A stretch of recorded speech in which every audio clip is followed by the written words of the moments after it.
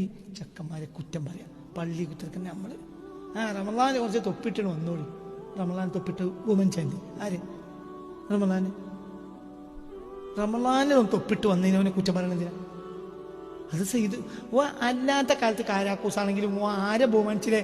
അല്ല ബഹുമാനിച്ച മനസ്സിനും ബഹുമാനിച്ചില്ലേ? ഓ വെറുതെ ആവോ? പറ ഈ പള്ളിയെ കുത്തിരിക്കുന്ന കുറച്ച് ആളുകളുണ്ട്. ഒരാണ് നാട്ടിലെ ഏറ്റവും മോശപ്പെട്ട ഒരാളാണ്. ആണോ അല്ലേ? കുറച്ച് ആളുകളുണ്ട് ഇറങ്ങും റമളാൻ മാസം തൊപ്പിയിട്ടുകൊണ്ട്. റമളാനും അല്ലാത്ത കാലത്ത് മുടി ക്രോപ്പ് ചെയ്തോണ്ട് റമളാൻ മാസം തൊപ്പിട്ടിക്കണമെങ്കിൽ അത് റമളാനെ ബഹുമാനിച്ചതാണോ? അല്ലേ? റമളാൻ ബഹുമാനിച്ചല്ലേ?